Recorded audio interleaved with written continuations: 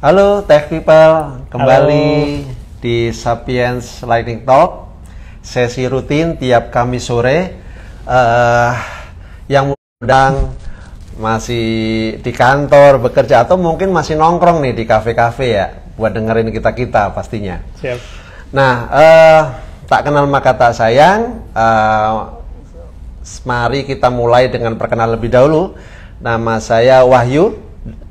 Saya sebagai Cyber Security Solution Architect di Sapiens, dan saya ditemani oleh subject matter expertnya Sapiens nih, Jaki. Oh iya, ngomong-ngomong, mohon maaf nih Mas Jaki berhalangan hadir sehingga digantikan oleh Mas Dimas saat ini. Makasih ya Mas Dimas sudah. Atau mau mulai lebih jauh perkenalan dulu nih? Ya, paling sih di sesi kali ini saya selaku SME yang tadi Mas Wahyu sampaikan. Jadi Mas Wahyu ini yang biasanya kalau di Sapiens itu interaksi sama klien, yang cari tahu klien ini butuh apa sih, kita harus deliver seperti apa. Nah itu tugasnya Mas Wahyu. Sedangkan saya sendiri itu nanti yang bantu Mas Wahyu. Kira-kira kita deliver ini, bagusnya ini, and then bahkan setelah berjalan juga saya kasih sudut pandang lain lagi ke tim project yang deliver. Kurang lebih kayak gitu. Ya, baik, kembali ke SLT ya. Seperti namanya SLT, Lightning Talk, kita bicara cepat, bicara santai, yang topiknya nggak berat-berat. Yang tema kali ini kita bahas diskusi dengan tema Untold Story of AI. Ngeri ya dipandang dari cyber security ya. Nah, disclaimer dulu nih, kita bukan AI expert ya, tapi jelas. Kita adalah cyber security spesialis, sama-sama cyber security spesialis, memandang AI itu seperti apa. Nah, seperti itu. Tapi ngomong-ngomong, sebelum ngomong lebih jauh nih ya, diskusi lebih jauh, Mas Dimas sudah pakai AI belum? Jelas sudah pakai AI. Banyak lah, rata-rata yang paling sering pasti ChatGPT ya. ChatGPT, ada juga beberapa AI yang lain yang mungkin sudah di built-in dalam satu aplikasi. Biasanya seperti itu sih. Iya, sama sih kayak saya. Jadi bisa dibilang AI adalah asisten buat kita ya. Nah, ngomong-ngomong AI sendiri ini udah banyak dibahas tentang AI kan pastinya. Banyak yang membahas tentang AI, apapun itu, baik dari teman-teman developer, GitHub Copilot gitu. Terus kemudian mungkin dari kalangan teman-teman siswa itu udah memakai ChatGPT sebagai asistennya untuk mengerjakan tugas-tugas harian dan segala macam ya.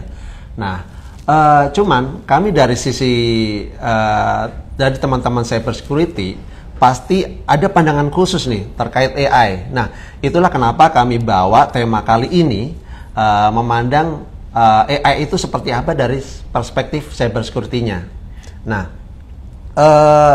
mungkin buat para teman-teman yang sudah memanfaatkan AI itu seperti apa, dimanfaatkan bagaimana, ada baiknya kita coba ungkap sisi lain, seperti dua sisi mata koin ya.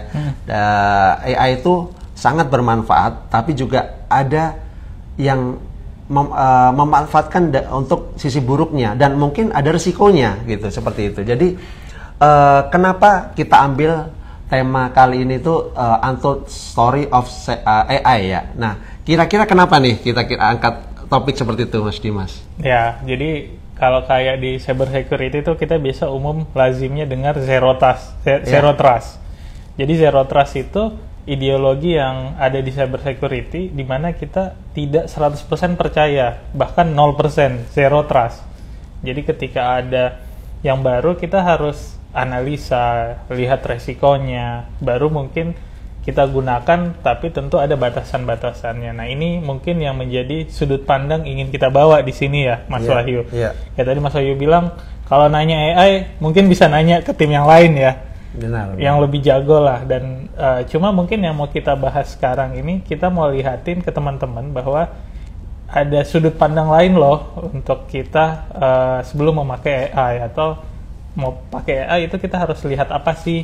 Nah, itu ada risiko apa. Nah, mungkin itu yang penting karena penggunaan AI ini udah cukup masif ya, Mas Wahyu.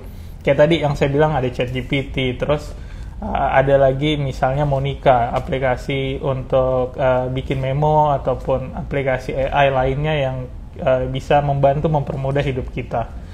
Nah, itu semua tentunya pasti punya resiko, dan itu yang mungkin akan kita bahas. Semoga sesi ini ngebantu teman-teman yang nonton buat menjadi tolak ukur sudut pandang yang berbeda nih sebelum menggunakan ataupun sebelum lebih jauh lagi memakai AI. Paling seperti itu. Iya, benar. Nah, ngomongin masih terkait itu nih, setiap diskusi, baik itu seminar, talk show, bahkan debat sekalipun, itu kita ngebawa data nih. Nah, kita juga bawa data nih. Nah, yang menarik adalah menurut laporan dari CyberArk ya, mungkin teman-teman yang belum tahu CyberArk, mereka adalah provider untuk penyedia layanan Identity and Access Management ya. Mungkin kalangan teman-teman IT yang udah tahu, mereka melansir bahwa ada peningkatan yang signifikan dalam kepercayaan organisasi atau perusahaan-perusahaan bahwa mereka akan mengalami serangan cyber yang memanfaatkan AI. Jadi banyak perusahaan yang udah was-was nih, kira-kira serangan apa lagi yang akan muncul yang memanfaatkan AI.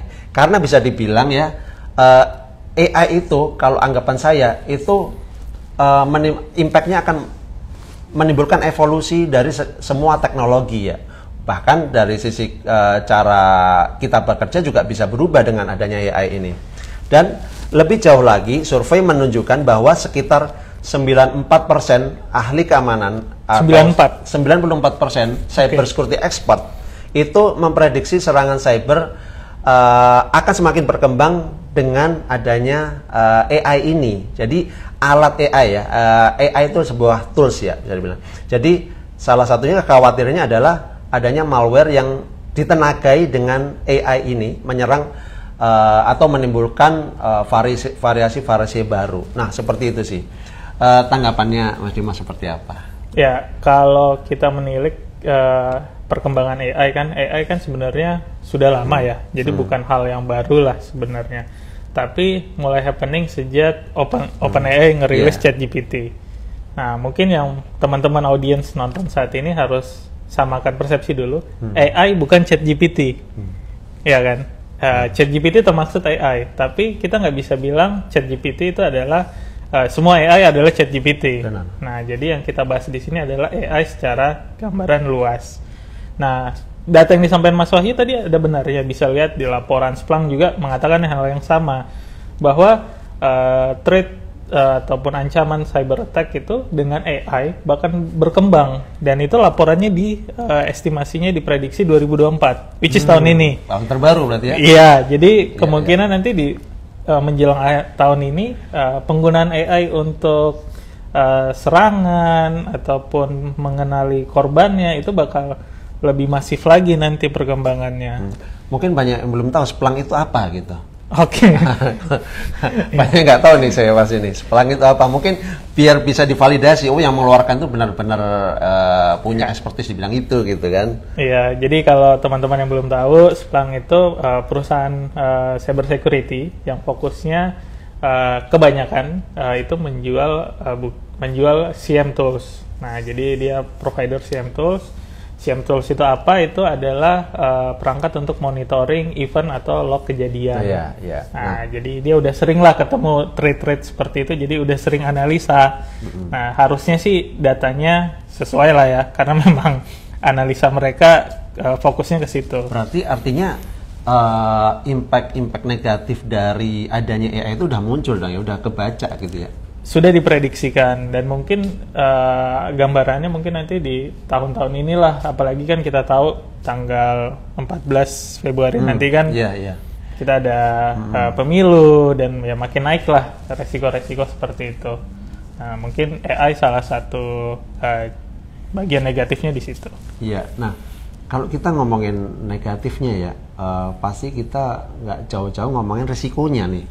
Nah, kira-kira resikonya ini apa aja nih? Kalau kita ngomongin impact dari adanya AI itu sendiri terhadap cyber security gitu ya? Iya, tapi tunggu dulu. Mungkin memang ada dampak negatifnya ya, tapi kita nggak boleh pungkiri ada dampak positifnya kan, Mas Wahyu? Pasti. Iya, tadi mungkin AI-nya dampak negatifnya bisa dipakai sama attacker untuk buat serangan, buat payload, atau buat pendekatan ke calon korbannya. Tapi ada dampak positifnya juga. Teman-teman mungkin yang bekerja di dunia IT atau apalagi cyber security udah lihat tools security sekarang udah memanfaatkan AI kan. Iya, benar. Kita bisa sebut ada SentinelOne, ada yang udah pakai menggembar-gemborkan AI-nya. SentinelOne itu antivirus, merangkap next gen antivirus, endpoint protection. Nah, itu udah pakai AI juga. Itu dampak positif. Iya, iya, benar. Itu ibarat dua sisi mata uang ya, dalam sebuah koin ya, selalu ada melengkapi ya, di mana di situ ada ancaman, di situ ada suatu tindakan untuk ngeproteksi itu tadi, melawan itu tadi ya. Betul. Iya. Menarik, AI versus AI. Jadi banyak, saya pun juga kita pun ya berkutat di bidang cyber security security operation center. Ternyata memang banyak sudah produk-produk di luar negeri. Contoh EDR, antivirus lah ya, generasi terbaru dari antivirus yang sudah dilengkapi dengan perangkat AI ya, untuk memprediksi, untuk mendeteksi ada serangan-serangan cyber itu sendiri. Iya, kalau bahasa teknisnya mungkin buat antivirus ini, yang dulunya pakai database, kalau teman-teman ingat waktu antivirus yang lama-lama, kita harus update database, dan kawan-kawan dengan adanya AI nanti, mendetek virusnya itu tidak semata-mata mengandalkan dictionary atau database antivirus yang dari pusat. Nah, jadi dia udah punya library sendiri, bahkan secara offline dia udah bisa update database sendiri. Wah. Nah, jadi itu salah satu dampak positifnya yang teman-teman nanti bisa rasakan perkembangan AI itu kayak gitu. Iya, iya. Nah, kembali nih. Yang mana nih? Dampak negatif nih. Kira-kira, apa udah mendeteksi membuat daftar dampak negatif nggak? Kira-kira pasti itu mungkin ada. yang harus kita concern ya. Iya, pasti ada. Balik lagi ke konsep zero trust tadi ya. Paling gampangnya kita itu ada kurang lebih ada 3. Yang pertama, AI itu atau developer AI itu belum ada aturan bakunya, dalam artian belum ada guideline atau kebijakan policy-nya. Di mana policy itu contoh, misalnya kita kalau kayak pentest, kita ngikutin framework-nya. Framework guideline-nya itu biasa kita sebut OWASP Top 10, kalau dia web dan lain sebagainya. Nah, itu adalah guideline penggunaan atau menjalankan pentest. Sedangkan AI itu, setahu saya, sampai live ini dibuat, belum ada policy atau kebijakannya yang distandari secara global. Kalian harus patuh ini. Contoh, misalnya, penyimpanan data maksimum, misalnya menyimpan data user itu hanya mungkin 30 hari. Nah, itu harus dipegang teguh sama semua platform AI dimanapun. Nah, itu belum ada tuh yang seperti kita itu. Saya sendiri juga belum menemukan ya ada regulasi yang mengatur itu ya di seluruh negara. Nggak tahu mungkin di negara lain ya, tapi bahkan di Indonesia kita masih berkutat sama undang-undang perlindungan pribadi gitu kan. Nah, tapi menarik tuh, sempat saya kutip yang disampaikan tadi, bahwa di ChatGPT itu sudah menjabarkan ya dengan jelas OpenAI. Iya, di OpenAI itu menjelaskan polisinya, kebijakan bagaimana memakai ChatGPT itu sendiri gitu kan. Cuman itulah kelemahan kita ya kadang-kadang ya. Kita langsung pakai aja, nggak pernah membaca guideline-nya, membaca privacy policy-nya dan segala macam. Itu mungkin salah satu kelemahan kita yang menjadi ya kembali lagi terkait awareness kita ya terkait betul. sendiri. Nah, iya. Ada yang kedua nih. Yang kedua itu biasa hasil data dari, kita tahu ya, dari AI itu belum tentu 100% akurat ya. Ibaratnya masih bisa dipertanyakan. Kalau bahasa kerennya ada hallucination-nya. Faktor halu itu didapatkan, ini koreksi kalau teman-teman AI pasti lebih jago dari saya definisikan, ketika prompt-nya itu kurang tepat, ataupun data yang mau feedingnya, yang mau diberikan kepada usernya yang meminta itu belum terlalu detail. Nah, jadi learning modelnya mempelajarinya belum terlalu detail. Jadi hasil yang diberikan juga mungkin kita biasa nanya ChatGPT, nanya singkat tapi keluarannya panjang, tapi intisarinya bisa kita rangkum mungkin dalam 3 kalimat atau berapa kalimat kan ya. Nah, itu yang mungkin harus kita verify. Jadi jangan beranggapan hasil AI ini udah pasti sesuai. Nah, itu yang menarik. Banyak dari teman-teman yang udah memang tiap harinya itu mengonsolusi AI, itu beranggapan di benak mereka apa yang keluar dari AI itu sendiri. Ya, misalnya ChatGPT yang selama ini kita kenal, itu udah benar, itu datanya udah benar, udah valid gitu. Padahal belum tentu kan, mereka juga yang anggap sebagai manusia lah ya. Betul. Yang mereka juga belajar dari data yang mereka ambil gitu kan, informasi yang mereka dapatkan. Nah, belum tentu data yang masuk ke mereka itu semuanya udah valid. Kalau saya baca sendiri di ChatGPT, ada expert lah yang memvalidasi itu semua. Tapi tentunya kita belum. Tapi ini ChatGPT kan ya? ChatGPT. Atau OpenAI. Belum tentu platform yang lain melakukan penerapan polisi yang sama. Ini balik ke concern nomor 1 tadi ya. Bisa jadi karena nggak ada guideline terpusat atau ketentuan, jadi ya bisa jadi OpenAI bagus, tapi yang lain misalnya yang punyanya Google atau yang lain punyanya IBM dan lain-lain, DeepMind itu bisa jadi berbeda, bisa lebih bagus lagi atau bahkan lebih kurang. Itu untuk yang nama-nama besar. Benar. Kita nggak bisa jamin tuh yang aplikasi AI yang mungkin baru kemarin muncul di App Store atau di Google Play. Yang publishernya belum tentu perusahaan yang notabene-nya aware dengan hal-hal seperti itu, bahkan comply lah. Itu balik yang poin 1 tadi. Jadi ujung-ujungnya disinformasi ya, informasi yang nggak akurat lah ibaratnya seperti itu ya. Jadi jangan terlalu percaya juga sama AI. Kita tetap perlu validasi gitu. Betul. Oke, ada nggak yang ketiga nih? Ada. Yang ketiga nih yang paling krusial sebenarnya Mas Wahyu, yaitu ada resiko untuk pelanggaran privasi. Jadi ini urutan 1, 2 tadi itu, jadi ada concern terkait privasi. Nah, ada 2 concern terkait pelanggaran privasi nih di AI. Pertama, kita itu sebagai yang memasukkan prompt, kadang itu tanpa sadar, by the way prompt itu adalah inputan yang kita request ke si AI-nya itu sendiri ya, ke ChatGPT itu yang kita isi perintahnya itu disebut prompt ya. Nah, misalnya kita nginput prompt-nya, kita terlalu detail, sampai-sampai mungkin tolong buatin saya, perbaiki coding saya. Nah, di coding itu ternyata ada kredensial, ada plain text kredensial tuh yang dimasukin ke situ. Nah itu yang beresiko kita tanpa sadar melakukan pelanggaran data sendiri di situ, baik itu data perusahaan maupun mungkin data kita sendiri. Kita upload foto ijazah saya, ya kan, tolong foto ijazah ini dibuat lebih cerah, gambarnya lebih tajam. Nah, kita upload tuh foto ijazah kita atau KTP kita yang mungkin fotonya udah agak burik lah ya, agak hilang-hilang. Nah, tolong dipercantik. Nah, kita kirim ke situ. Nah, padahal itu kita secara tidak langsung kita sebagai pengguna yang memberikan. Nah, concern kedua adalah AI itu mengambil data dari internet, dari publik. Nah, jadi bisa jadi data yang dia ambil juga di sana, jadi si AI-nya yang melakukan ya. Again, ini bukan ke ChatGPT, ke AI yang lain-lain mungkin secara luas. Bisa jadi dia mengambil data yang ternyata itu ada copyright-nya. Tapi karena mungkin dipublish, nah itu jadi mungkin ada pelanggaran hak cipta lah di situ.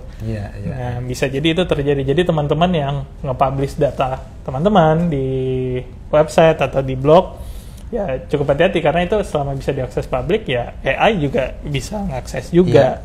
Di situ perlunya kita bisa membedakan, mengklasifikasi data itu. Kita harus tahu data mana yang itu merupakan internal data, confidential data maupun itu publik gitu. Itu perlu kita tahu ya sebetulnya. Ini untuk data mana. Nah, kalau kita itu aja nggak paham, ya kita udah nggak, udah lewat aja, kita publish apa aja, kita udah nggak concern udah masalah itu seperti itu. Ya, dan AI pun sebenarnya ada klasifikasinya juga kan yang kita bisa gunakan. Misalnya kayak di OpenAI dia punya yang khusus enterprise kan ya, Mas Wahyu, di mana datanya itu tidak dipublish langsung atau tidak disimpan. Jadi hanya berkutat di industri atau perusahaannya itu sendiri. Karena sebenarnya ini bukan promo ChatGPT, tapi memang buat teman-teman yang belum tahu, sebenarnya produk dari ChatGPT itu ada 3 kan. Yang pertama 3.5 yang mungkin free yang bisa kita pakai, ada yang berbayar, poin 4, GPT 4.0, dan yang terakhir yang nggak muncul di web ChatGPT itu sendiri adalah web ChatGPT untuk enterprise, yang memang lingkupnya untuk dengan perusahaan secara personal, di mana nggak ada secara lokal lah ya, jadi nggak ada digunakan untuk pemrosesan data di internal, seperti itu sih. Ya, yang ngeri itu misalnya kita ada opportunity yang mungkin kalau di SI ya ada harus bikin proposal, benar. Sedangkan ini project yang sifatnya konfidensial, project tertutup. Nah, scope-nya itu kita berikan ke ChatGPT tuh. Nah, secara gamblang bikinin bukan ChatGPT ya, AI yang lain mungkin. Ya, tolong buatkan saya proposal. Nah, padahal itu scope-nya konfidensial. Ya, karena kalau dilihat sendiri, walaupun GPT itu sendiri pre-train transform, tapi dia tetap melakukan fine tune ya, dia tetap belajar seperti itu sih. Oke, ada nggak yang keempat? Udah cukup 3 itu. Secara garis besar 3 itu, Mas. Cuman kalau saya lihat tadi yang resiko-resiko yang disampaikan adalah dari perspektif user nih, karena pemakai ChatGPT, contoh ChatGPT ini ya, atau AI pada umumnya, bukan hanya orang yang baik-baik aja kan. Ada juga orang yang nggak baik, punya niat buruk gitu. Nah, itu gimana pandangannya? Ada nggak impact dari seperti itu gitu? Atau bisa digambarin? Karena ya mungkin bisa jadi orang punya niat jahat memanfaatkan AI ini. Ya, jelas banyak ya lah ya. Untuk ya ini salah satu yang dampak negatif tadi ya, Mas Wahyu yang disampaikan. Jadi penggunaan AI untuk tadi serangan ataupun kenali korban itu sangat gampang dipakai. Ya, walaupun berbeda-beda ya tiap platform. So sebenarnya yang dibutuhkan sama user ataupun orang-orang saat ini, ya kalau ke perusahaan ya jelas lah banyak lah nanti solusi yang harus dilakukan, improvement dan lain-lain. Tapi mungkin kita harus fokusnya ke masyarakat atau pengguna, bahkan kita sendiri nih. Nah, itu harus kita make sure sebelum pakai AI itu harus ngapain sih? Kayak gitu sih. Seenggaknya ada lah ya ancaman-ancaman di luar sana dari adanya AI ini, seperti itu. Nah, kalau gitu apa sih tips dan triknya dalam pemakaian AI ini gitu? Berdasarkan resiko yang tadi nih. Resiko yang tadi gitu loh. Jadi kan tadi ada 3 ya. Yang pertama policy-nya itu belum ada policy pusat yang seragam. Misalnya belum ada peraturan resminya. So karena itu belum ada, tiap publisher ataupun tiap perusahaan AI ini bisa berbeda-beda. Contoh mungkin yang tadi OpenAI sama DeepMind punyanya Google, pasti bisa peraturannya beda sesuai kebijakan perusahaannya sendiri mungkin ya. Kayak di OpenAI misalnya dia udah melimit itu ketika kita minta ya tadi minta bikinin sesuatu yang bersifat malware, virus dan lain-lain. Tetapi itu masih mungkin bisa di-bypass lagi juga. Nah, tapi apakah publisher atau perusahaan AI lainnya melakukan hal yang sama? Belum tentu. So, yang harus kita lakukan, kita harus pantengin, mau nggak mau. Kita baca tuh policy-nya seperti apa, peraturannya. Data kita itu bakal diproses seperti apa sih? Apakah data kita akan disimpan untuk jadi learning modelnya si AI itu sendiri? Atau buat feeding juga? Nah, itu yang mungkin harus kita pantengin untuk yang poin 1. Ya, buat teman-teman ya, kalau mau nanya di kolom chat, silakan aja. Kami akan jawab apa yang kami bisa jawab gitu. Jadi saya sih lihat beberapa yang hadir nanti akan dapat hadiah dari Mas Dimas ya. Jadi silakan absen di kolom chat ya, atau absen atau tanya apapun. Tapi kami cukup berterima kasih buat teman-teman yang menyempatkan mendengarkan kami, melihat kami. Semoga pengetahuan juga bisa bertambah ya, makin bijak dalam penggunaan teknologi apapun itu, bukan hanya AI.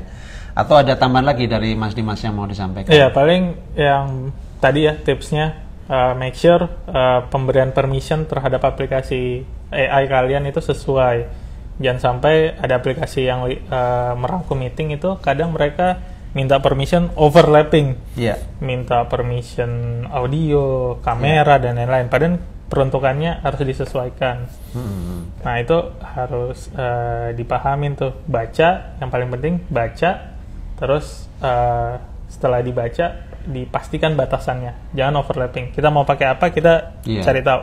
Gimana kalau aplikasinya ternyata nggak secure, cari alternatif yang lain. Iya. Kita harus mempelajari benar-benar ya suatu alat itu gimana, bukan gimana cara kerjanya, ada penggunaan penggunaannya, guideline-nya apa enggak, aman enggak alat ini kalau kita pakai gitu ya. Iya, zero trust. Zero trust, kembali zero trust ya, benar. Iya. Dari saya sih juga nggak ada sebenarnya, nggak ada, jadi kami cukupkan sampai di sini. Dan mungkin ya tolong kasih komentar atau mungkin kasih like ya, bukan barang siapa yang menemukan. Kalau misalnya like-nya bisa tembus sampai 100, kami akan membahas informasi yang lebih menarik lagi. Contohnya misalnya AI phishing atau segala macam ya, bagaimana, atau mungkin ada requestan dari teman-teman untuk membahas topik cyber security tertentu gitu. Itu hadiah dari kami. Atau mungkin ada pertanyaan ya dari sini? Hah? Ada. Belum muncul sebenarnya saya. Bacain aja, Des. Deepfake saat ini sudah ada yang serius kah dari Wicaksono Jati? Apa? Deepfake. Oh, deepfake. Deepfake saat ini sudah ada yang serius kah? Iya. Ya, kalau sudah ada serius agak ambigu ya. Ya kalau udah ada yang serius pasti ya. Tapi untuk rata-rata ada aplikasi deepfake ataupun biasanya sih deepfake itu paling banyak saat ini digunakan untuk si virtual YouTuber. Itu paling sering saat ini. Tapi belum dalam artian belum ke penggunaan untuk attack. Tetap ada resiko itu.